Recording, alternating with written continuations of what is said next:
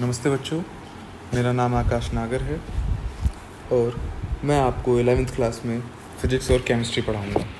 आज की ये वीडियो हमारी केमिस्ट्री से रिलेटेड है, जो कि पहली वीडियो है इस साल के लिए आपकी। तो 11वीं क्लास में जो केमिस्ट्री है उसमें काफ़ी बड़ा बदलाव है 10th क्लास के मुकाबले। कोई सी भी साइंस ले लो आप, फिज़िक्स हो, चाहे केमिस्ट्री हो, चाहे बायो हो या मैथ, तो इनमें से कोई भी सब्जेक्ट जो 10th में था उससे कहीं ज़्यादा अब 11th में आपको पढ़ना है। 10th में एक बार को फिर भी काफ़ी कम सिलेबस था, 11th में आपका सिलेबस काफ़ी है, तो वो आपको अच्छे से पढ़ के ही कवर कर पाओगे। और साइंस ऐसी चीज़ है, अगर आपको समझ में नहीं आएगी तो आपको ये याद करनी भी बहुत मुश्किल हो जाएगी, आपको याद भी नहीं हो पाएगी। इसलिए साइंस को रटने से ज़्यादा उसको समझने की कोशिश करना। जैसे जैसे आपको ये समझ में आ जाएगी वैसे वैसे ही आपको आसान लगने लगेगी।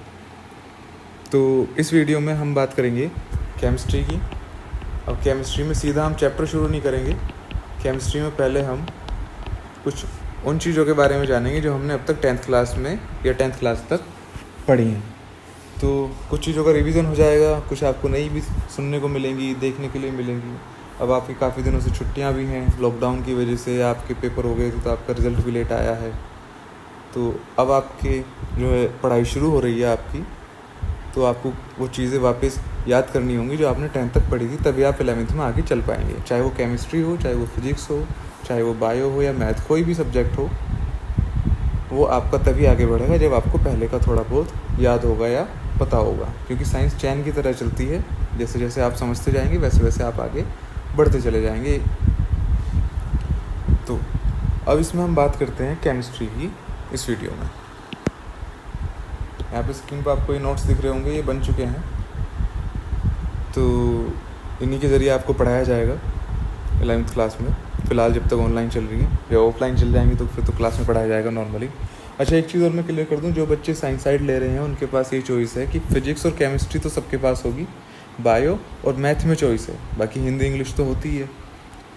वो आपकी चॉइस है कि किसको बायो लेनी है और किसको मैथ लेनी है। फिज़िक्स और केमिस्ट्री सबके पास होगी, इसमें कोई चॉइस नहीं है कि सर मैं फ़िज़िक्स छोड़ सकता हूँ क्या, या मैं केमिस्ट्री छोड़ सकता हूँ, मैं इसकी जगह ये ले सकता हूँ। फिज़िक्स और केमिस्ट्री जो है वो फिक्स हैं। बायो और मैथ में चॉइस है, या तो आप बायो ले लो या आप मैथ ले लो, वो आपकी मर्ज़ी है, जो आपको अच्छा लगता हो वो आप ले सकते हैं। तो इसका मतलब ये हुआ कि चाहे बच्चा बायो वाला हो चाहे मैथ वाला हो, फिज़िक्स और केमिस्ट्री सभी को पढ़नी है। तो आज की केमिस्ट्री की क्लास है, ये सभी को पढ़नी है जिसने भी साइंस ली है 11th क्लास में। तो चलिए हम इसको शुरू कर लेते हैं। अब पहला जो चैप्टर कह लो, या एक तरह से बेसिक कह लो, चैप्टर नहीं कह सकते इसे, ये क्या है, रसायन विज्ञान की मूलभूत अवधारणाएं, यानी जो बेसिक कंसेप्ट हैं केमिस्ट्री के। जो आपको बेस पता होगा किसी चीज़ का, तभी तो आप आगे चल पाओगे। तो आपको बेसिक क्लियर करना होगा पहले। अब इसमें शुरू में हम बात कर लेते हैं केमिस्ट्री की खुद की। जो ये शब्द है केमिस्ट्री, आया कहाँ से? केमिस्ट्री क्या था कि जो कीमिया है, जो वर्ड लिखा हुआ है ना कीमिया, ये इजिप्ट का पुराना नाम था। मिस्र नाम का एक देश है जिसे इंग्लिश में इजिप्ट बोलते हैं, हिंदी में मिस्र। जैसे हमारे भारत को हिंदी में भारत कहते हैं और अंग्रेजों ने नाम दिया इंडिया, तो ऐसे ही मिस्र नाम का देश था जिसका पुराना नाम था कीमिया। तो वहाँ पे जो ये केमिस्ट्री है ये एक कला के रूप में विकसित हुई। कला मतलब, कला सिर्फ वही नहीं होती जो ड्राइंग की आप उस पर देखते हो कि ये कला बना दी है, किसी तरह की फूल पत्ती बना दी है। कला का मतलब है अलग अलग तरह की, मतलब कोई जादू दिखा रहा है या किसी ने कुछ बनाया हुआ है खास। हर तरह की, कई तरह की कला होती हैं। तो ऐसे ही वहाँ पे एक कला के रूप में विकसित हुई और वहाँ पे इसको बोलने लगे वो। कीमिया उसका नाम था पुराना, कीमिया ग्री, ये लिखा हुआ है कीमिया ग्री। तो कीमिया ग्री से नाम पढ़ते पढ़ते इंग्लिश में चेंज होते होते ये केमिस्ट्री बन गया। तो कीमिया ग्री से ये चेंज हुआ केमिस्ट्री में। तो यहाँ से ये शब्द निकला जो केमिस्ट्री है। अब जो आपकी 11th क्लास है, इसमें हम जो खास पढ़ेंगे वो ये 4 भाग हैं केमिस्ट्री के। अब ये 4 कौन से हैं, ये आपकी स्क्रीन पर लिखे हुए हैं। केमिस्ट्री के 4 पार्ट हैं। पहला है इनऑर्गेनिक केमिस्ट्री, दूसरा ऑर्गेनिक। इनऑर्गेनिक का मतलब अकार्बनिक और ऑर्गेनिक का मतलब कार्बनिक। उसके बाद है फिजिकल केमिस्ट्री, यानी कि भौतिक रसायन। एनालिटिकल केमिस्ट्री यानी कि वैश्लेषिक रसायन। तो ये 4 तरह के पार्ट हो गए एक तरह से केमिस्ट्री के। ये 4 बुक नहीं है, बुक एक ही है, उसके अंदर ये 4 हिस्सों में बटे हुए हैं। तो अब इन 4 हिस्सों में क्या क्या है, ये 4 हिस्सों में बांटे क्यों? 4 हिस्सों में इसलिए बांटे कि जो इनऑर्गेनिक केमिस्ट्री है, टोटल एलिमेंट होते हैं केमिस्ट्री के अंदर 118 जो अभी तक ज्ञात हैं। जब जैसे जैसे आगे मिलते रहते हैं वैसे वैसे ही बढ़ते रहते हैं। ऐसा नहीं था जब शुरू में केमिस्ट्री बनी या इसको पढ़ना शुरू किया लोगों ने तो शुरू में एकदम 118 मिल गए, धीरे धीरे मिले, शुरू में कुछ मिले, फिर बढ़ते गए, गिनती बढ़ते बढ़ते आज के टाइम पे 118 है। हो सकता है आपसे 2 साल बाद 4 साल बाद ये 120 125 कुछ हो जाए। फिलहाल आपकी बुक में जो है 118 है। तो ये जो 118 के 18 तत्व हैं, इन तत्वों व इनसे बनने वाले, यहाँ पे लिखा हुआ है, इन तत्वों व इनसे बनने वाले यौगिकों का अध्ययन अकार्बनिक रसायन में किया जाता है। किन तत्वों से? ये जो 118 हैं अकार्बनिक के अंदर ये सारे तत्व आते हैं, इन सारे तत्वों को हम पढ़ते हैं। अब उसके बाद बात आती है कार्बनिक की। इनऑर्गेनिक हो गई, यानी कि अकार्बनिक रसायन के बारे में हमने बात कर ली। उसके बाद बात आती है कार्बनिक रसायन। तो हाइड्रोकार्बन व उनसे बनने वाले यौगिकों का अध्ययन कार्बनिक रसायन में किया जाता है। अच्छा, अभी तक आप 10th क्लास में ये पढ़ते हुए आए होंगे कि कार्बन व कार्बन से बनने वाले यौगिक कार्बनिक यौगिक कहलाते हैं। ये आपने खूब रटा होगा, खूब अच्छे से। लेकिन 11वीं में ये जो है आपकी याद करी हुई चीज़ ये थोड़ी ख़त्म होगी। कार्बन व कार्बन से बनने वाले यौगिकों को ही नहीं कहते सिर्फ कार्बनिक यौगिक, बल्कि इसकी सही परिभाषा है हाइड्रोकार्बन और उनसे बनने वाले यौगिक। हाइड्रोकार्बन का मतलब क्या है? जिसमें हाइड्रोजन भी है और जिसमें कार्बन भी है। तो हाइड्रोकार्बन और उनसे बनने वाले यौगिकों का अध्ययन कार्बनिक रसायन में किया जाता है। अब इसमें यहाँ पे एक नोट है। नोट में क्या लिखा हुआ है कि कार्बन के सभी यौगिक कार्बनिक यौगिक नहीं होते। यानी ऐसा ज़रूरी नहीं है कि कार्बन का अगर यौगिक है तो उसे कार्बनिक यौगिक आप कह देंगे, ऐसा ज़रूरी नहीं है। लेकिन अभी तक 10वीं में आपने यही पढ़ा है कि कार्बन और कार्बन से बनने वाले यौगिक कार्बनिक यौगिक कहलाते हैं। लेकिन अब आपको 11वीं में थोड़ा डिटेल में पढ़ना है तो आपको समझ में आएगा कि ये पूरी तरह सत्य नहीं है। पूरी तरह अगर कोई सही डेफिनेशन इस चीज़ की हो सकती है कि कार्बनिक यौगिक किसे कहते हैं, तो वो डेफिनेशन सिर्फ ये है कि हाइड्रोकार्बन और उनसे बनने वाले यौगिकों का अध्ययन कार्बनिक यौगिक में किया जाता है। यानी कि हाइड्रोकार्बन और उससे बनने वाले यौगिकों को ही कार्बनिक यौगिक कहते हैं। तो अकार्बनिक क्लियर हो गया, कार्बनिक क्लियर हो गया। दूसरा, अगर आपको अभी थोड़ा सा कन्फ्यूजन हुआ है, आप दोबारा सुनना चाहते हैं, तो ये वीडियो आपके पास पहुंच चुकी है। इसको आप पीछे करके थोड़ा सा फिर से देख सकते हैं अगर आपको कोई कन्फ्यूजन हुआ है। उसके बाद भी अगर कोई कन्फ्यूजन है तो आप कमेंट में या व्हाट्सएप पे मुझे पूछ सकते हैं। नंबर मेरा आपके ग्रुप में एडिड है, फ़ोन कर सकते हैं या मैसेज कर सकते हैं, जैसा आपको अच्छा लगे। हाल में तो मैं इस तरह से पढ़ा रहा हूँ कि आपको दिक्कत आनी नहीं चाहिए। अगर फिर भी आती है तो वो तब के लिए है। अच्छा, तो अकार्बनिक हो गया, कार्बनिक हो गया। उसके बाद बात करते हैं हम अकार्बनिक, कार्बनिक। उसके बाद है फिजिकल केमिस्ट्री, यानी कि भौतिक रसायन। तो तत्वों, यौगिकों व उनके बीच होने वाली अभिक्रियाओं तथा जिन नियम पर वह कार्य करते हैं उनका अध्ययन भौतिक रसायन के अंतर्गत किया जाता है। यानी जो तत्व हैं, अच्छा ये तत्व वगैरह आपको क्लियर होने चाहिए। तत्व कैसे होते हैं? जैसे हाइड्रोजन, कार्बन, नाइट्रोजन, ठीक, सोडियम, कैल्शियम, तो इन्हें तो बोलते हैं तत्व। यौगिक जो इनसे मिलके बने, दो या दो से अधिक NaCl, इसमें कितने हैं? Na और Cl, इसमें कितने? 2 तत्व हैं। 2 तत्वों ने मिलकर यौगिक बना दिया, तो NaCl क्या हो गया? यौगिक। तो तत्वों और यौगिकों व उनके बीच होने वाली अभिक्रिया आपने बहुत सारी 10वीं में पढ़ी है। तथा जिन नियमों पर वह कार्य करते हैं, यानी जिन नियमों पर वो अभिक्रिया हो रही हैं, उनका जो अध्ययन है वो हम करते हैं भौतिक रसायन के अंतर्गत, यानी फिजिकल केमिस्ट्री के अंतर्गत। अब एक आती है चौथी वाली, जो है गुणात्मक या मात्रात्मक रूप से किसी यौगिक का अध्ययन वैश्लेषिक रसायन के अंतर्गत किया जाता है। आसान भाषा में प्रयोगशाला वाली केमिस्ट्री को ही, ये थोड़ा सा नीचे पेज कट गया है गलती से, यहाँ पे लिखा हुआ है आसान भाषा में प्रयोगशाला वाली केमिस्ट्री को ही हम एनालिटिक केमिस्ट्री, यानी कि एनालिटिक केमिस्ट्री या वैश्लेषिक रसायन कहते हैं। तो अभी 4 हुए, इनको मैं 1 मिनट के अंदर वापस से समराइज़ कर देता हूँ। यानी हमने क्या है पढ़ा है अभी। 4 तरह की केमिस्ट्री हुई: इनऑर्गेनिक अकार्बनिक, ऑर्गेनिक कार्बनिक, फिजिकल केमिस्ट्री भौतिक, एनालिटिकल केमिस्ट्री वैश्लेषिक। ठीक है। इनऑर्गेनिक कौन सी है? 118 जो तत्व हैं उनसे, वो तत्व और उनसे बनने वाले यौगिक, उनका अध्ययन अकार्बनिक रसायन में किया जाता है। हाइड्रोकार्बन और उनसे बनने वाले यौगिकों का अध्ययन कार्बनिक रसायन में किया जाता है। तीसरा, तत्वों, यौगिकों और उनके बीच होने वाली अभिक्रियाओं तथा जिन नियमों पर वह कार्य करते हैं उनका अध्ययन भौतिक रसायन के अंतर्गत किया जाता है। तो भौतिक रसायन में अभिक्रिया कैसे हो रही है, तत्व कौन से हैं, यौगिक कौन से हैं, किन नियमों पर कार्य कर रहे हैं, वो भौतिक रसायन हो गया। उसके बाद बचा ये गुणात्मक और मात्रात्मक रूप से किसी यौगिक का अध्ययन वैश्लेषिक रसायन के अंतर्गत किया जाता है। यानी आप केमिस्ट्री को जब लैब में जाते हैं तो वहाँ पे देखते हैं कि इसका 2 ml ले लो, इसका 4 ml ले लो, तो वो क्या है, मात्रात्मक। और उनके गुणात्मक, यानी इसका गुण ये है, इसका गुण ये है, इसको इसके साथ मिला दो, उसको उसके साथ मिला दो, इसकी अभिक्रिया इससे करा दो। तो गुणात्मक और मात्रात्मक रूप से जहाँ अध्ययन, जिस केमिस्ट्री के अंदर अध्ययन किया जाता है उसे कहते हैं वैश्लेषिक केमिस्ट्री या एनालिटिक केमिस्ट्री या वैश्लेषिक रसायन। तो ये चारों आपको क्लियर होगी। तो अब चलते हैं हम नेक्स्ट पेज पे। ये और केमिस्ट्री के अंदर मेन है क्या, केमिस्ट्री के अंदर है द्रव्य। अब द्रव्य क्या है, चलो द्रव्य भी देखते हैं। द्रव्य का भी क्या पढ़ेंगे हम, द्रव्य के गुणों को, द्रव्य के संगठन, द्रव्य की अभिक्रियाएं और द्रव्य में क्या क्या परिवर्तन होते हैं, इन सब चीज़ों के बारे में हम केमिस्ट्री के अंदर पढ़ेंगे। अब आते हैं आगे खास बात पे कि अब द्रव्य के बारे में हम पढ़ेंगे तो सही, लेकिन द्रव्य है क्या ये भी तो पता होना चाहिए, तभी तो आप पढ़ोगे। अब द्रव्य ये है कि ब्रह्मांड में सिर्फ 2 चीज़ें हैं।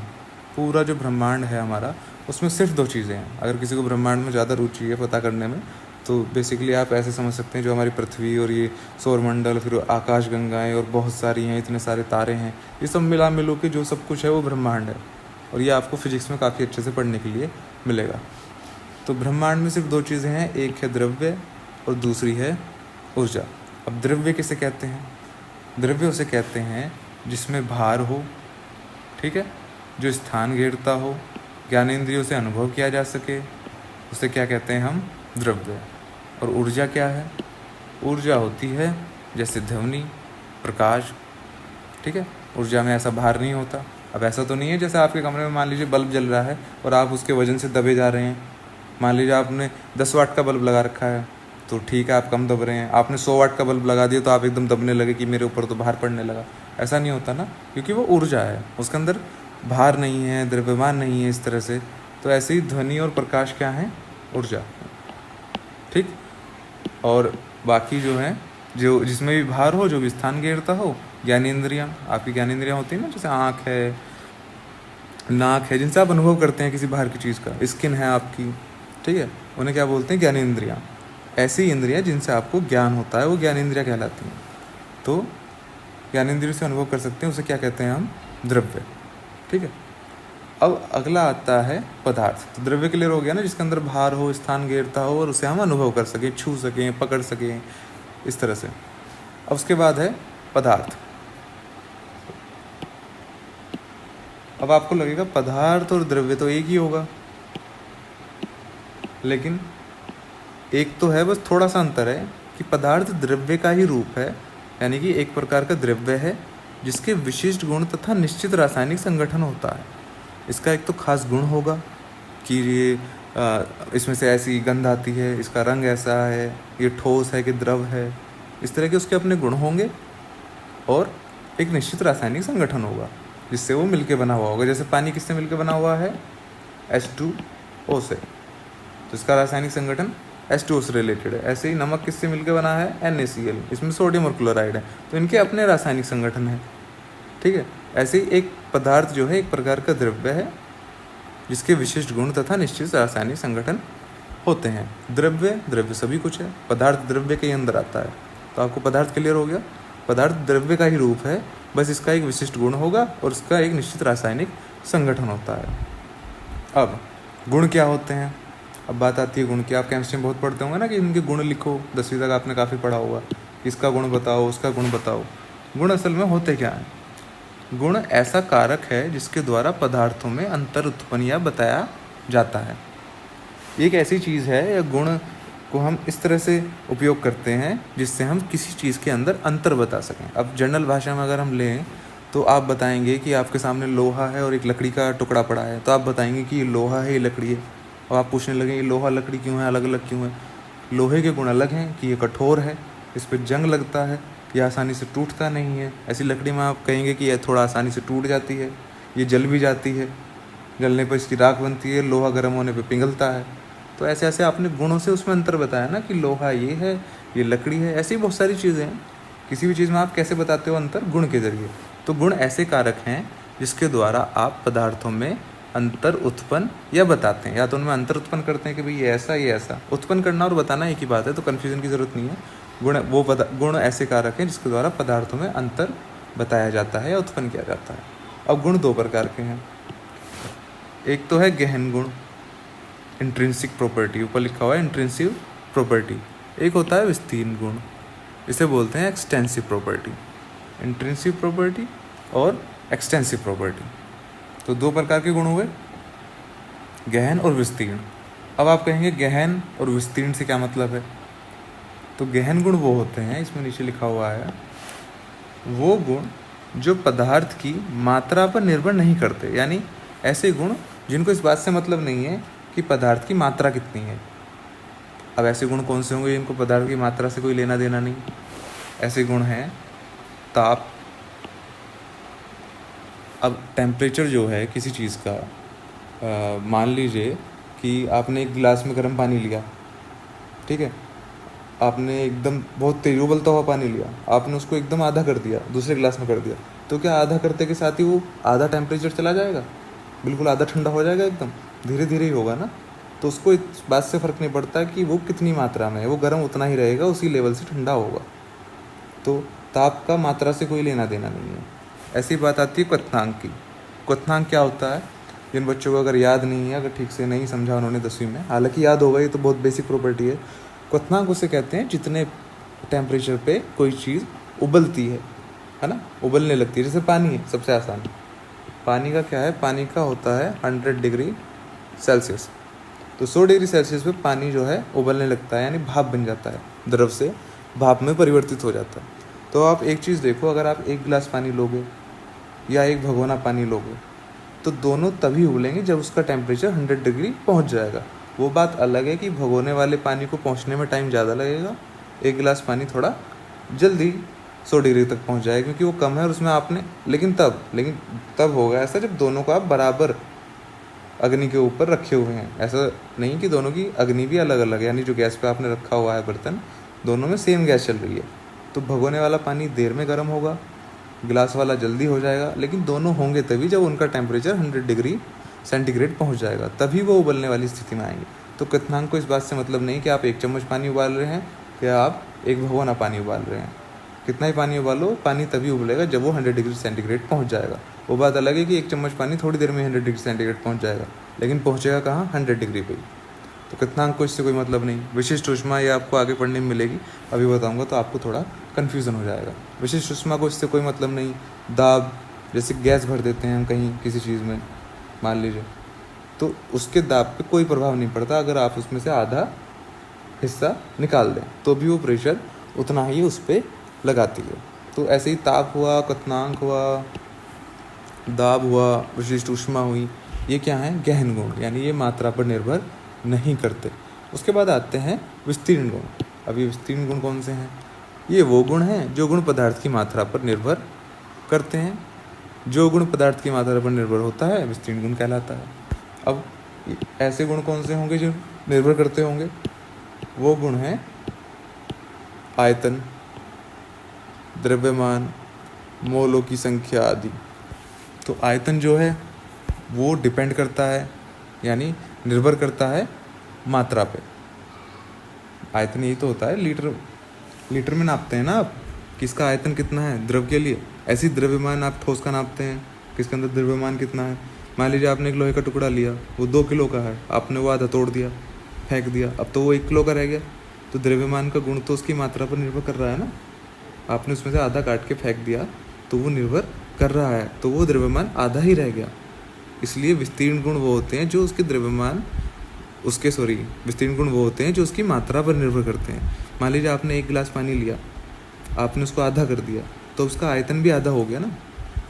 पहले मान लीजिए वो 1 लीटर था, अब उसको आपने, मान लीजिए आपने क्या लिया, मैं इधर लिख देता हूँ, 1 लीटर पानी, LTR लिख दिया 1 लीटर। अब आपने उसमें से आधा बिखेर दिया, अब कितना रह गया? वो 1 लीटर में होते हैं 1000 ml, अब कितना रह गया वो 500 ml। तो मात्रा पर निर्भर हुआ ना, तो आयतन किस पे हुआ, मात्रा पर निर्भर। यानी जैसे उसमें से आपने आधा निकाला, उसकी मात्रा आधी की, आयतन भी अपने आप आधा हो गया। तो ये विस्तीर्ण गुण है। तो गहन गुण आप समझ गए, जो मात्रा पर निर्भर नहीं करते। गहन गुण मात्रा पर निर्भर नहीं करते, विस्तीर्ण गुण मात्रा पर निर्भर करते हैं। तो ये 2 तरह के गुण हुए। चलिए आगे चलते हैं। अब किन्हीं भी 2 विस्तीर्ण गुणों का अनुपात सदैव एक गहन गुण होता है। किन्हीं भी 2 विस्तीर्ण गुणों का यदि आप एक अनुपात लेंगे, अनुपात मतलब उनको बटे में लिखेंगे ऊपर नीचे, तो वो सदैव एक गहन गुण आएगा। कैसे? अब आपने लिया द्रव्यमान और ये आयतन। अभी पिछले पेज पे जाइए, ये दोनों क्या हैं? द्रव्यमान और आयतन दोनों विस्तीर्ण गुण हैं। इनका अनुपात लिया। अनुपात का मतलब हमने इनको बटे में लिख दिया, द्रव्यमान बटे आयतन। अनुपात का मतलब यही होता है, उनको बटे में लिख दो। मैथ के हिसाब से जो बच्चे मैथ से आए हैं वो समझते हैं, जो मैथ उतना नहीं पढ़ा वो समझ ले यहाँ पे कि जो बटे में लिखते हैं उसी को अनुपात कहते हैं। तो द्रव्यमान बटे आयतन। तो द्रव्यमान बटे आयतन किसकी परिभाषा होती है? घनत्व की। द्रव्यमान बटे आयतन होती है परिभाषा घनत्व की। और घनत्व क्या है? घनत्व होता है गहन गुण। गहन गुण का मतलब, गहन गुण ये वाला जो मात्रा पर निर्भर नहीं करते। तो अब घनत्व क्या होता है? अगर आपको ये डाउट है कि घनत्व होता क्या है, घनत्व ऐसे होता है, घनत्व कहते हैं हम डेंसिटी को। यानी किसी एक ही जगह में, जैसे मान लीजिए आप स्कूल में आते हैं, आप कमरे के अंदर बैठते हो, ठीक है? तो कमरे के अंदर ये मान लीजिए कमरा है। अब इसके अंदर मान लीजिए आज 10 बच्चे हैं, 10 बच्चे बैठे हुए हैं यहाँ पे, ठीक है? अब कल को मान लीजिए बच्चे ज़्यादा आते हैं और 10 से सीधा कुछ भी बढ़ जाते हैं, मान लो 12 हो गए। तो अब यहाँ का घनत्व, इस कमरे का यदि कोई घनत्व देखे तो वो बढ़ गया, क्योंकि एरिया उतना ही है, कमरा अभी भी उतना ही बड़ा है। ये नहीं कि इसकी दीवारें तोड़ के बड़ी कर दी हैं। मान लो इसमें 4-5 बच्चे और आ जाते हैं, तो अब घनत्व और बढ़ गया, और बढ़ गया, और बढ़ गया। जैसे जैसे बच्चे बढ़ते जाएंगे, घनत्व उस कमरे का बढ़ता चला जाएगा, क्योंकि कमरा उतना ही है। यदि हम कमरे की दीवार भी उसी हिसाब से फैलाते रहें जैसे जैसे बच्चे बढ़ते रहें, तो घनत्व नहीं बढ़ेगा। अब आपने एक वर्ड सुना होगा जनसंख्या घनत्व, कि जनसंख्या घनत्व भारत का बढ़ रहा है। अब भारत तो उतना ही बड़ा है, उसकी सीमाएं तो उतनी हैं। ये तो है नहीं कि हमने जो है पाकिस्तान को अपने में मिला लिया, या हमने सीमा जो है कोई आसपास का इलाका ख़रीद लिया है और उसमें हमने अपनी ज़मीन बढ़ा ली है। तो भारत का हिस्सा तो उतना ही है जितना पहले था, लेकिन लोग उसके अंदर क्या करते जा रहे हैं? लोग उसके अंदर बढ़ते जा रहे हैं। जनसंख्या हमारी बढ़ती जा रही है, ज़मीन हमारे पास उतनी है लेकिन लोग बढ़ते जा रहे हैं। तो भारत का जनसंख्या घनत्व बढ़ता जा रहा है। अगर लोग घटने लगें, ज़मीन उतनी है उसमें से घटने लगें, तो घनत्व कम होता जा रहा है। इसको आप अच्छे से समझ पाएंगे ठोस, द्रव और गैस में। ठोस में क्या होता है? ठोस में सारे अणु बहुत पास पास होते हैं, और गैस में कैसे होते हैं? गैस में अणु बहुत ज़्यादा दूर दूर होते हैं। तो गैस का घनत्व बहुत कम होता है, ठोस का घनत्व बहुत ज़्यादा होता है। जब तो चीज़ें ठोस होती हैं, जब उसके अणु बिल्कुल आपस में एक दूसरे से बिल्कुल जुड़े हुए होंगे, यानी उनके बीच में कोई गैप नहीं होगा ज़रा सा भी, तो बिल्कुल एक दूसरे से चिपक चिपक के होंगे, तभी तो ठोस बनता है। और गैस कैसे बनती है? गैस फैली हुई होती है। गैस का एक अणु कहीं है तो एक अणु कहीं है, ठीक है? गैस के अणु बहुत दूर दूर होते हैं, तो गैस का घनत्व भी बहुत कम होता है। यानी अणु जो है दूर दूर हैं तो घनत्व कम हो गया, और अणु बहुत पास पास हैं एक ही जगह में तो घनत्व अधिक हो गया। तो आप समझ गए होंगे कि घनत्व होता क्या है। तो घनत्व का फॉर्मूला क्या होता है? घनत्व का फॉर्मूला होता है द्रव्यमान बटे आयतन। और घनत्व कैसी जो राशि है, कैसा गुण है? घनत्व है गहन गुण, यानी इंट्रिंसिक प्रॉपर्टी। गहन गुण वो जो मात्रा पर निर्भर नहीं करते, विस्तीर्ण गुण वो जो मात्रा पर निर्भर करते हैं। तो इन्होंने कहा किन्हीं भी 2 विस्तीर्ण गुणों का अनुपात सदैव एक गहन गुण होता है। कोई भी आप 2 विस्तीर्ण गुण लेंगे, जैसे हमने द्रव्यमान और आयतन लिया, उनका अनुपात करेंगे, यानी द्रव्यमान बटे आयतन, वो क्या है? घनत्व। और घनत्व क्या है? गहन गुण। तो आप समझ गए होंगे अभी तक जितना भी हमने पढ़ा। तो अभी तक जो भी आपने पढ़ा उसका आप एक तो ध्यान से समझेंगे। अगर आपको कोई चीज़ समझ नहीं आ रही, आप वीडियो को दोबारा चलाएंगे पीछे, वापस करके देखेंगे क्या कहा, मुझे कहाँ से समझ में नहीं आया। फिर एक चीज़ और है, जो पहली वीडियो में मुझे शिकायत आई थी दूसरी क्लास में, 10th क्लास में जो मैं साइंस पढ़ा रहा हूँ, कि बच्चे कह रहे थे सर क्लैरिटी सही से नहीं आ पा रही है। तो इसके लिए मैं बता देता हूँ आपको कि जो वीडियो है आप उसकी सेटिंग में जाएंगे यूट्यूब पे, तो वहाँ पे क्वालिटी लिखा हुआ होगा, वो जो ऊपर 3 बिंदी होती है ना बनी हुई, उसमें क्लिक करेंगे तो क्वालिटी लिखा हुआ आता है ना। तो वहाँ पे क्वालिटी कैसी होगी, 480p, 360p, पी लिखा होता है उसके आगे, 240p, और लास्ट में होती है 144। सबसे धुंधली या सबसे ख़राब क्वालिटी चलती है आपकी ये वाली 144। तो आप इसको चेंज करके 480 कर देंगे सेटिंग में। ये तब होती है जब आपका नेट अच्छा नहीं आ रहा हो, तो वो अपने आप 144 या 240 कर देता है, तो आपको धुंधला धुंधला दिखाई देता है।